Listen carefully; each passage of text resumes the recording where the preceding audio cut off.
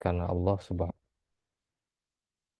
Jadi seorang belajar ilmu agama itu harus eh, meniatkan eh, belajarnya itu adalah untuk mengharapkan ridhonya Allah Subhanahu wa taala. Nah, kalau ada niat yang tidak benar, maka itu bukan menjadi suatu ibadah. Belajar itu bukan tidak menjadi ibadah, tetapi menjadi salah satu maksiat terbesar. Ini berdasarkan hadis Nabi SAW, Man talabal ilma, barang siapa yang mencari ilmu, tujuannya adalah liyubahiya bihil ulama, untuk gagah-gagahan gitu ya, terhadap para ulama, ya bisa menandingi ulama. Atau tujuannya kata Nabi, liyumari bihi sufaha, ingin mendebat orang-orang bodoh, atau ingin wajah manusia berpaling, bukan tertuju kepada dia. Nah, ingin merebut perhatian manusia, ingin jadi tokoh, ya. Maka balasannya apa? Bukan pahala yang dia dapatkan, tetapi adkhalahullahu jahannam. Allah akan masukkan dia ke dalam neraka jahannam. Nah, jadi yang pertama sekali, ya, perhatikan niat kita. Karena sebesar apa keikhlasan kita kepada Allah, maka sebesar itu pula Allah akan memberikan bantuan. Allah akan menolong hambanya untuk memahami agamanya. Kemudian kiat yang kedua, yaitu mempelajari ilmu yang paling penting terdahulu. Harus ada skala prioritas di dalam belajar ilmu agama. Karena ilmu agama itu, kata Imam Syafi'i, al-ilma bahrun la sahilalah. Ilmu itu adalah lautan yang tiada bertepi. Ya, ilmu itu tidak akan ada habis-habisnya. Umur kita tidak akan cukup untuk menimba ilmu, untuk mendapatkan seluruh ilmu, ilmu agama khususnya, ya. Dari bidang tafsir, dari bidang fikih, tauhid, itu banyak sekali. Belum lagi hafal Quran, belum lagi hafal hadis dan seterusnya. Maka bagi orang yang bijak, ya tentu dia akan, ya, memilih ilmu-ilmu yang harus dia ketahui terlebih dahulu agar dia bisa beribadah kepada Allah dengan benar. Itu adalah ilmu-ilmu yang fardu ain, ilmu tentang tauhid. Ya, walaupun dia belum bisa bahasa Arab, ya. Apalagi kalau kita belajarnya eh, sudah bukan di masa anak-anak lagi, maka yang paling penting dulu ilmu tauhid.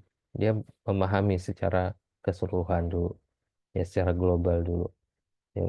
Sambil dia mempelajari hal-hal yang eh, yang rinci, tapi dia harus ketahui secara global dulu. Apa itu tauhid, apa itu syirik, apa itu pembatal keislaman, ya.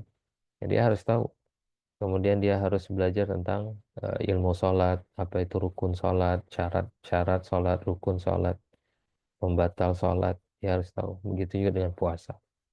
Nah, itu orang yang bijak, ya, di dalam belajar ilmu agama. Jangan kita terkadang terpedaya, dan ini termasuk talbis iblis, tipuan iblis, ya, yang mana seseorang itu disibukkan dengan ilmu yang tidak penting, bahkan membuang-buang waktu di situ. Ya, misalnya eh, orang yang sangat giat sekali belajar, misalnya, ya, belajar bahasa Arab, ya, padahal usianya misalnya sudah lanjut, tapi dia sangat fokus belajar bahasa Arab, ya, sampai mendetail sekali, sedangkan ilmu sholatnya dia masih kurang, ilmu tauhidnya masih sangat kurang, ya. Nah, itu sebuah kesalahan. Nah, jadi yang pelajari dulu ilmu-ilmu yang lain, dan kalau mau belajar ilmu bahasa Arab itu sambil jalan. Baik, barakallahu fiik. Kemudian kiat sukses yang berikutnya, yaitu seseorang itu harus belajar kepada seorang guru. Ya, tidak boleh hanya mengandal otodidak, baca buku sendiri tanpa dibimbing oleh guru. Ya, karena kata para ulama, mangkana eh, mangkana muallimuhu kitabuhu, mangkana muallimuhu kitabahu fa khata'uhu aktsar min sawabihi. Barang siapa yang gurunya itu hanya tok buku saja, guru dia hanya buku saja, maka kesalahannya akan lebih banyak daripada yang benar, ya, daripada pemahaman dia yang benar. Ya, karena kita tahu, ya, orang baca buku itu macam-macam pemahamannya. Ya, tetapi kalau dia belajar di depan seorang guru, kadang guru mengetahui si murid itu nggak tahu.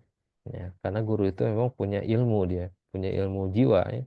Terkadang murid itu walaupun dia tidak bertanya, guru tahu, murid itu nggak tahu, belum paham dia. Akhirnya guru mengulangi lagi. Ya, lebih bagus lagi kalau murid itu ketika tidak paham, dia langsung bertanya kepada guru. Ya. Nah, ini lebih bagus lagi. Makanya ya tidak dianjurkan bagi seorang yang baru belajar ilmu langsung mengandalkan apa namanya hanya belajar dari buku. Contoh paling sederhana ilmu tajwid misalnya. Itu nggak bisa orang beli buku tajwid kemudian dia belajar sendiri tanpa dia melihat bagaimana cara pengucapan dari gurunya ya setiap huruf hijaiyah itu. Nah, ini penting sekali ya untuk belajar kepada seorang guru. Dan juga dalam waktu yang lama. Tidak bisa belajar itu dalam waktu yang sangat singkat sekali. Nggak akan didapatkan ilmu seperti itu. Para ulama mengatakan, ya, man rama ilma jumlatan, zahaba jumlatan. Barang siapa yang ingin mendapatkan ilmu sekaligus, ya langsung banyak, maka semuanya juga akan pergi. Ya, misalnya orang terburu-buru, mau belajar ilmu nahu dalam satu malam, dengan kemampuan yang terbatas, ya pemahaman dia yang kurang tajam, tapi dia pingin selesai, terburu-buru, semangat, hanya semangat di awal saja. Maka apa yang terjadi? Ya, akan mudah dilupakan. Ya, karena memang nggak sanggup, tapi dia paksakan. Nah, begitu juga contohnya orang hafal Quran. Dia pinginnya hafal Quran dalam 1 bulan, padahal dia nggak punya kemampuan, tapi dipaksakan. Ya, apa yang terjadi? Ya, banyak berantakannya. Nah, jangan terburu-buru. Belajar itu nikmati. Lebih baik yang sudah kita dapatkan itu kokoh, tertanam di dalam ingatan kita daripada mengambil hal yang baru, sedangkan yang sudah kita pelajari menjadi hilang. Nah, jadi ambil perlahan-perlahan sambil terus diulangi, dimurojaah. Nah, itu cara yang tepat belajar. Kecuali memang orang itu ya mengetahui kadar dirinya, dia tahu dia itu orang jenius, orang yang sangat pintar. Ya, seperti Imam Syafi'i rahimahullah taala. Beliau kalau baca buku ya langsung terhafal. Ya, makanya Imam Syafi'i kalau buka buku itu ketika baca halaman sebelah kanan misalnya, halaman sebelah kiri beliau tutup.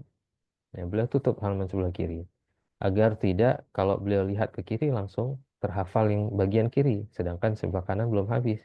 Ya, agar tidak apa namanya kacau hafalannya. Ya, jadi diselesaikan dulu yang kanan. Nah, itu orang yang jenius seperti itu langka. Ya, makanya apa namanya kalau eh, orang sudah sampai tingkat jeniusnya seperti itu ya tidak masalah. Tapi umumnya kita tidak demikian. Ya, umumnya manusia itu tidak seperti itu kejeniusannya. Ya, makanya harus ada kesabaran di dalam belajar ilmu. Ya, namanya belajar tidak akan selesai. Ya, karena yang belajar itu ibadah. Ya, Allah mengatakan wa'bud rabbaka hatta ya'tiyakal yaqin. Sembahlah Rabbmu, beribadahlah kepada Rabbmu sampai datang keyakinan, yaitu kematian. Ya, orang belajar itu nggak ada akan ada habisnya. Jadi nggak perlu terburu-buru. Bahkan Nabi SAW sendiri, beliau hafalan Qur'annya baru lengkap selama 23 tahun. Nabi SAW sendiri. Kenapa? Karena masa turunnya wahyu, Al-Quran itu selama 23 tahun. Nabi SAW diangkat menjadi Nabi pada umur 40 tahun. Beliau berdakwah di Mekah 13 tahun. Berdakwah di Madinah 10 tahun. Nah, jadi usianya kan 23 tahun ya. Maka ketika Nabi meninggal terputus wahyu. Nah, jadi Nabi saja seperti itu, maka bagi kita jangan ya terburu-buru kita melihat kemampuan kita. Kecuali kalau kita memang punya kemampuan. Saya bisa hafal dalam 1 tahun. Insya Allah saya bisa, atau 2 tahun. Karena setelah itu saya mau belajar bahasa Arab, saya mau belajar ilmu fikih, belajar tauhid dan seterusnya. Nah, itu juga bagus ya. Nah, cuman kemampuan orang beda-beda. Nah, eh, kita ulangi sedikit, yaitu apa yang dikatakan oleh Imam Syafi'i. Ada 6 hal yang harus dimiliki oleh seorang penuntut ilmu agar dia sukses di dalam belajarnya. Kata Imam Syafi'i, akhi, wahai saudaraku, lantana lal ilma illa bisittah. Engkau tidak akan mendapatkan ilmu kecuali dengan 6 perkara. Sa'unbi uka antafsiliha bibayani. Aku akan beritakan kepadamu dengan rincinya. Yang pertama harus ada kecerdasan, zaka'un wa hirsun wa ijtihadun wa bulughah. Kecerdasan, kedua semangat, ketiga kesungguhan. Nah, kemarin kita sudah jelaskan perbedaan semangat dan kesungguhan. Ada orang semangat datang majelis, tapi sampai di majelis dia nggak sungguh-sungguh belajar. Nah, jadi harus ada semangat memang. Nah, semangat untuk melawan kemalasan. Ya, tapi ijtihad itu lebih lagi dari semangat. Ya, dia kesungguhan. Nah, di antara orang yang sungguh-sungguh belajar, dia menulis apa yang disampaikan oleh gurunya, faedah-faedah yang disampaikan gurunya tidak terlewatkan. Itu bentuk kesungguhan. Setelah dia menulis, dia mendengar dengan baik. Kemudian apa yang dia tulis dia ulangi, dia hafalkan. Itu bentuk kesungguhan. Kemudian wabulghah, ya. Perkara yang keempat yang harus dimiliki oleh penuntut ilmu, dia harus punya biaya di dalam belajar. Ya, biaya untuk beli buku, biaya rihlah kepada guru, ya, biaya untuk beli peralatan belajar dan seterusnya. Ya, kemudian yang kelima wasuhbatu ustadzin. Nah, seorang belajar itu harus bersahabat dengan ustadz, harus berguru kepada ustadz.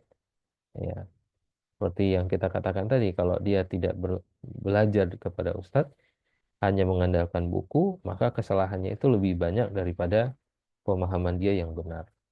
Dan yang keenam kata Imam Syafi'i, watuluz zamanin, watuluz zamani, dan dalam waktu yang lama.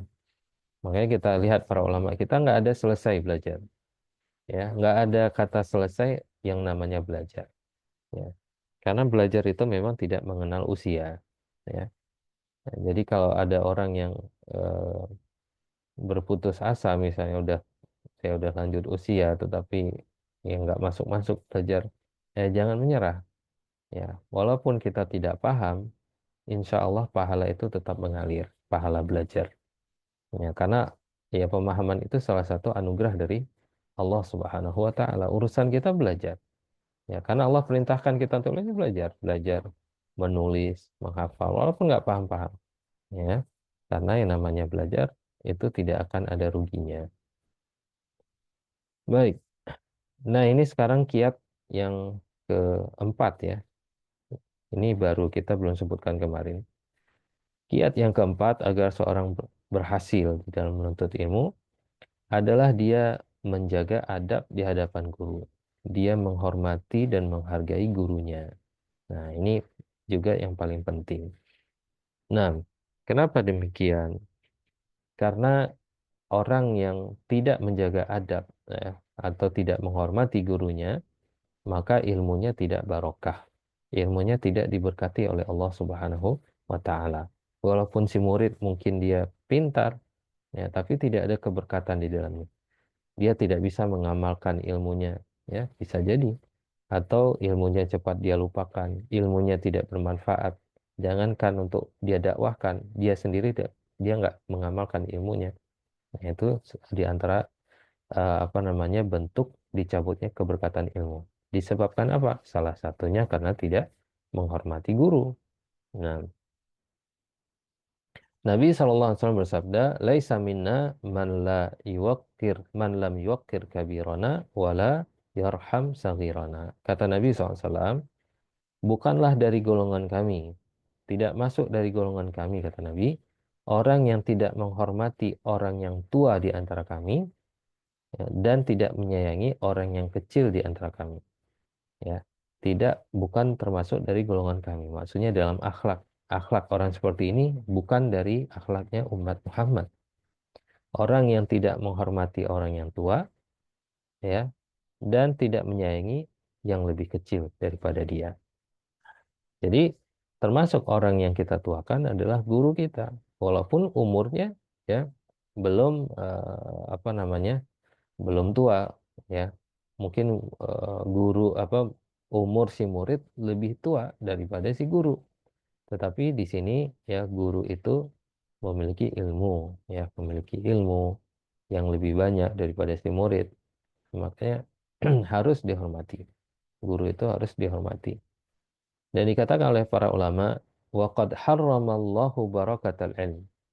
Bisa jadi Allah mencabut keberkatan ilmu seseorang, ya, ala man la yarda alaihil muallim, yaitu orang yang tidak diridhoi oleh seorang guru, orang yang dibenci oleh seorang guru, orang yang tidak disenangi oleh seorang guru, ya, maka orang itu bisa dicabut keberkatan ilmunya. Nah, ini salah satunya penting, ya, kita menjaga adab di hadapan guru. Dan ini dicontohkan oleh para ulama kita. Masya Allah, para ulama kita yang berhasil, para ulama-ulama besar, itu sangat menjaga adab dan sopan santun di hadapan gurunya. Ya, ada di antara disebutkan, ya, itu para murid tidak ada satupun yang berani mengangkat kepalanya ketika belajar. Ya, seakan-akan di atas kepala mereka itu ada burung. Ya, coba bayangkan, kalau ada burung di kepala kita, tentu kita nggak bisa menoleh, nggak bisa mengangkat, nggak bisa bergerak, ya, harus tegap seperti patung. Nah, itu yang dilakukan oleh para murid. Ya.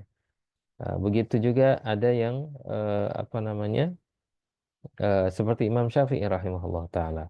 Ketika beliau duduk di hadapan Imam Malik gurunya, ya, Imam Syafi'i membuka kitabnya perlahan-lahan, ya, sampai hampir tidak ada suara bunyi kertas, ya, kertas ketika beliau membolak-balik halaman kitabnya di hadapan gurunya.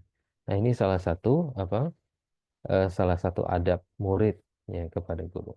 Tetapi juga jangan sampai kelewatan batas, ya, eh, hormatnya murid kepada guru yang tidak dicontohkan oleh Nabi Shallallahu Alaihi Wasallam. Nah, ini juga jangan sampai kelewatan batas seperti itu. Ya, contoh kelewatan batas yaitu menghormati guru dengan cara ketika guru hadir dimanapun dia selalu berdiri untuk menghormati gurunya. Nah, ini nggak ada contohnya. Nabi SAW bahkan melarang para sahabatnya untuk bangun berdiri ketika Nabi SAW hadir. Eh, Nabi SAW ketika hadir di majelis, ya, ada sahabat yang berdiri langsung disuruh duduk. Tidak boleh. Nah, tidak boleh menghormati sedemikian rupa. Kecuali tamu yang datang dari jauh. Kita mau nyambut dia, mau apa istilahnya, cepika-cepiki, ya, bersalaman dengan dia, itu beda. Tapi orang sudah selalu ketemu sama kita dalam satu majelis, maksudnya, selalu ketemu. Eh, Pagi ketemu, siang ketemu, sore ketemu. Nah, walaupun guru kita itu, ya, ketika datang tidak perlu disambut sedemikian rupa. Nah, jadi ada batasannya, ya. Apalagi kalau orang sampai ngerangka di hadapan guru. Nah, ini nggak ada contohnya di dalam agama Islam. Jadi kita harus menghormati guru, makanya jangan ifrat, jangan tafrid, jangan meremehkan, dan juga jangan berlebihan. Ya, eh, itu adalah prinsip agama kita. Prinsip agama itu selalu berada al-wasatiyah, di tengah-tengah, tidak berlebihan dan tidak meremehkan. Baik, kemudian adab yang berikutnya yaitu mencatat dan menghafalkan ilmu yang telah didapat. Mencatat, ya, dan menghafalkan ilmu yang telah didapat.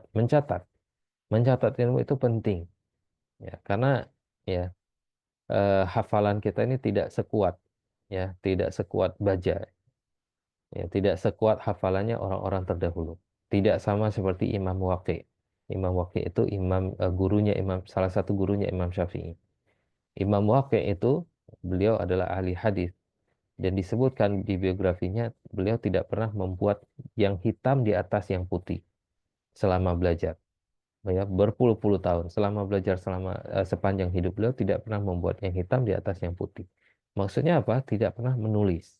Ya, karena hitam itu tinta, yang putih itu kertas. Beliau tidak pernah menulis di dalam belajar, tetapi hafalan beliau yang sangat kuat.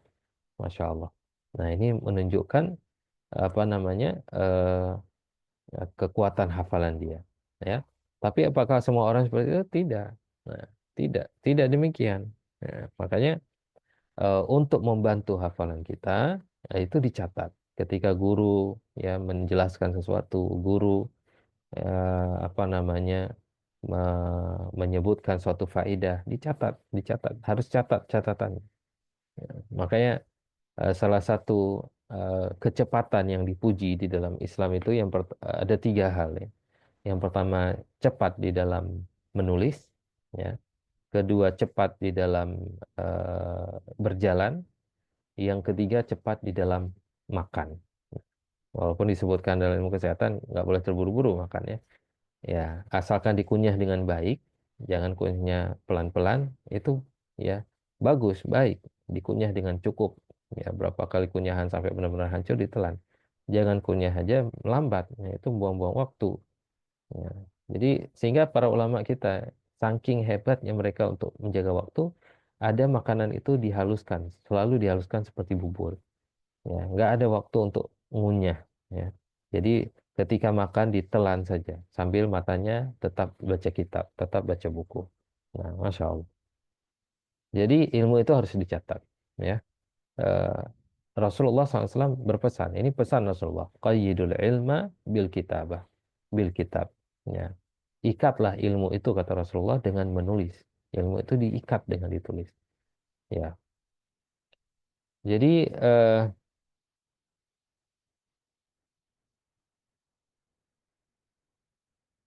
baik. Imam Syafi'i rahimahullah juga pernah eh, mengatakan al-ilmu saydun wal kitabatu qayduh. Ya, kata Imam Syafi'i rahimahullah taala, ilmu itu adalah eh, buruan.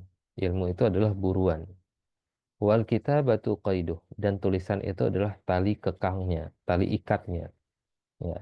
Qayyid suyudaka bil hibalil wathiqah. Maka ikatlah hewan buruanmu itu dengan tali yang kuat. Ya, maksudnya di sini ikatlah ilmu itu dengan tulisan yang bagus. Nah, tali yang kuat itu tulisan yang bagus, tulisan yang rapi. Jangan tulisan asal-asalan, pas dibaca lagi udah nggak ngerti. Nah, termasuk kita bisa lihat seseorang itu bagus pemahamannya, itu bagus tulisannya. Nah, dia meletakkan eh, tulisannya di tempat-tempat yang sesuai, ya rapi, ya. Kemudian ada judul, ada subjudul. Kemudian ketika dia ada rincian, dia tulis rincian agak masuk ke dalam, ya. Nah, seperti paragraf baru. Itu menunjukkan di pemahaman dia, menunjukkan rapi, eh, rapi ilmu yang dia terima. Ya. Jadi ilmu yang dia terima itu nggak acak-adut gitu ya, nggak berantakan. Nah, maklumat dia, wawasan dia itu rapi. Dia bisa ngurut.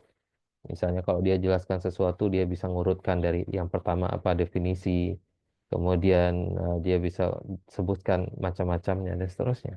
Nah, jadi qayyid suyudaka bil hibalil wathiqah. Ikatlah hewan buruanmu dengan tali yang kuat. Ya, maksudnya ikatlah ilmu itu dengan tulisan yang bagus, yang indah. Faminal hamaqati an tasida ghazalatan wa tatrukaha bainal khalaiqi taliqatan. Ya, dan termasuk kebodohan kata Imam Syafi'i, yaitu engkau sudah memburu kijang. Kijang itu sudah kamu dapatkan. Kemudian setelah kamu dapatkan, sudah kamu tangkap. Dan kita tahu menangkap kijang itu bukan ya, suatu hal yang mudah. Kijang itu sangat cepat larinya. Sudah bersusah payah, ya. Lari kejar sana kejar sini. Ya, termasuk kebodohan ketika kijang itu sudah didapatkan, wa tatrukaha bainal khalaiqi taliqah. Engkau biarkan dia terlepas di antara di antara hewan-hewan yang lain. Nah, jadi sudah ditangkap, kemudian dia nggak diikat, tapi dilepas lagi hewan tersebut, ya apa kijang yang sudah dia buru tadi. Nah ini ya sama seperti orang yang belajar. Ilmu sudah dia dapat, tapi nggak ditulis, nggak diikat. Nah, maka ilmu itu akan pergi dengan sangat cepat. Dia akan lupa, ya karena semakin banyak ilmu yang masuk, semakin banyak maklumat yang akan hilang kalau tidak diikat dengan baik. Nah ini makanya kenapa kita lihat kadang ada orang yang belajar bahkan sudah bertahun-tahun, tapi kok nggak bisa-bisa, ya. Itu salah satunya karena dia malas menulis. Nah, kalau tidak menulis, udah pasti dia nggak bisa murojaah. Udah pasti dia nggak bisa menghafal ilmu itu. Tapi kalau dia menulis, ya, ada waktu-waktu luang dia murojaah, dia buka lagi. Itu akan akan kuat ilmu di dalam ingatannya. Nah, baik. Setelah ditulis dihafalkan. Nah, dikatakan oleh para ulama, ihfad faman hafidha fahuwal imam. Ya, man hafidha fahuwal imam. Ya, hafallah ilmu itu. Karena barang siapa yang menghafal ilmu, maka dia adalah imam. Dia adalah panutan. Dia adalah ulama. Karena ilmu itu fis sudur, la fis sutur. Ilmu itu di dalam dada, bukan di dalam tulisan saja. Ilmu itu di dada, ya. Kenapa ilmu itu di dada? Karena ketika seseorang membutuhkan ilmu tersebut dimanapun, dia bisa mengingatnya, dia bisa langsung mengeluarkan ilmu tadi. Tapi kalau ilmu itu hanya tinggal di dalam tulisan, ada buku, ya, maka itu bukan ilmu sebenarnya. Itu banyak buku yang dia koleksi. Ya. Jadi tahapan belajar bagaimana? Tahapan belajar kita mendengar dengan baik dari guru. Kemudian kita tulis. Setelah kita tulis, kita baca. Setelah kita baca, kita hafalkan. Kita murojaah. Nah, itu tahapan seseorang sukses ya di dalam mendapatkan ilmu. Kemudian kiat yang berikutnya yaitu mengamalkan ilmu yang telah didapatkan. Nah, mengamalkan ilmu yang telah didapatkan. Imam Ali rahimahullah ta'ala mengatakan, radhiyallahu ta'ala anhu, hatafal ilmu bil amali. Ya, wa in ajaba wa illa tahal. Ilmu itu memanggil amal, berteriak dia memanggil amal. Kalau amal itu mau datang, maka ilmu itu akan terus ada pada diri seseorang. Kalau amal itu tidak mau datang setelah dipanggil oleh ilmu, maka ilmu pun akan pergi. Nah, itu kata Imam Ali. Kata Ali radhiyallahu taala anhu. Ya, bagaimana maksudnya? Ilmu itu, ilmu yang sudah didapatkan seseorang, dia butuh kepada kawan sejatinya, butuh kepada saudara dia, yaitu amal. Ya, dia nggak mau sendiri ilmu itu di dalam hati kita, harus dibarengi dengan amalan, harus ditemani dengan amalan ilmu tersebut. Kalau seseorang tidak mau mengamalkan ilmunya, maka ilmunya akan hilang. Maksudnya akan dilupakan. Contoh paling mudah adalah zikir pagi dan petang. Ya, zikir pagi misalnya. Kan banyak tuh zikir pagi. Kalau orang cuma sudah menghafalkan, dia sudah hafal dari pertama dari ayat kursi ya sampai salawat yang terakhir. Ya, berapa puluh doa yang dihafalkan itu.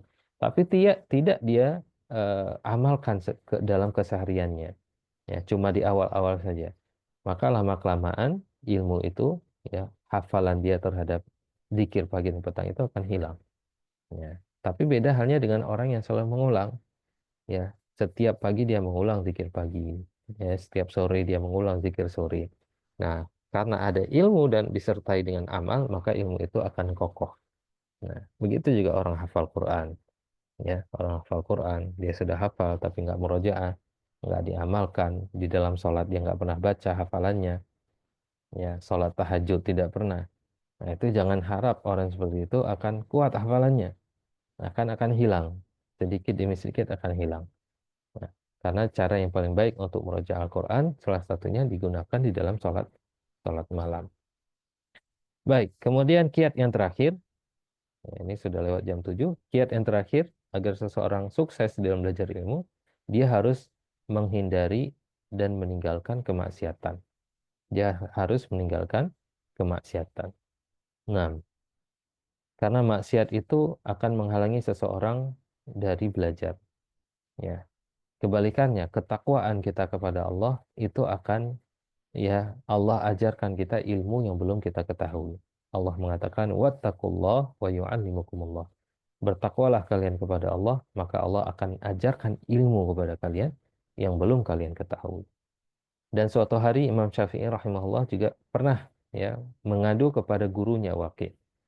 Ya, Waqi' yang kita sebutkan tadi, yang tidak pernah menulis selama belajar. Kata Imam Syafi'i, syakautu ila Waqi' su'a hifdhi. Imam Syafi'i mengatakan, aku pernah mengadu kepada guruku tentang jeleknya hafalanku. Ya, jadi setingkat Imam Syafi'i masih mengadu jeleknya hafalan. Ya, jadi syair ini sebenarnya ada asbabun nuzulnya, ya, ada ceritanya, ada latar belakangnya. Yaitu dikatakan Imam Syafi'i rahimahullah pernah mendatangi suatu pasar, kemudian beliau eh, tidak sengaja melihat betis wanita yang tersingkap karena angin. Ya, angin meniup kain, ya. baju wanita tingkat betisnya, dan itu nggak sengaja dilihat oleh Imam Syafi'i. Setelah itu dia merasa hafalannya jadi goyang, jadi goncang gitu ya. Dia ngadu kepada Imam Waqi, gurunya. Syakautu ila Waqi su'ahif. Saya mengadu kepada Waqi, guru saya, jeleknya hafalanku. Fa'arsyadani ila tarkil ma'asi. Maka guruku membimbingku, mengatakan, menasihati kepadaku agar aku meninggalkan maksiat. Ya, fa inna ilma nurun. Karena ilmu itu cahaya.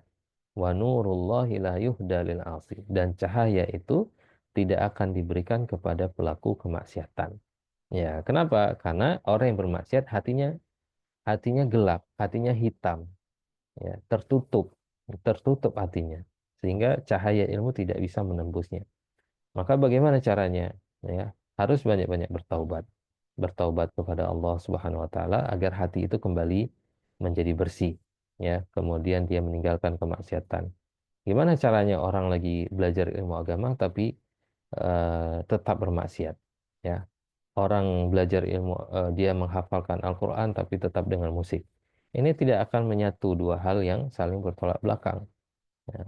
Kalau seorang sangat mencintai musik misalnya, ya sudah, hafalannya akan hilang, ya. Tapi kalau dia ingin hafalannya kuat, ya, maka dia tinggalkan kemaksiatan-kemaksiatan. Jangan lagi melihat hal-hal yang tidak diridhoi oleh Allah Subhanahu wa taala. Ya, terutama mata, ya, apalagi di zaman fitnah ini, ya, menjaga mata, fitnah mata, maksiat mata itu sangat berat sekali. Nah, tentunya bagi orang yang ingin keselamatan dirinya, keselamatan agamanya, ya, agar ilmunya kokoh, ya, diberikan keberkatan oleh Allah Subhanahu wa taala, dia menjaga dari semua kemaksiatan yang bisa mendatangkan kemurkaan Allah Subhanahu wa taala.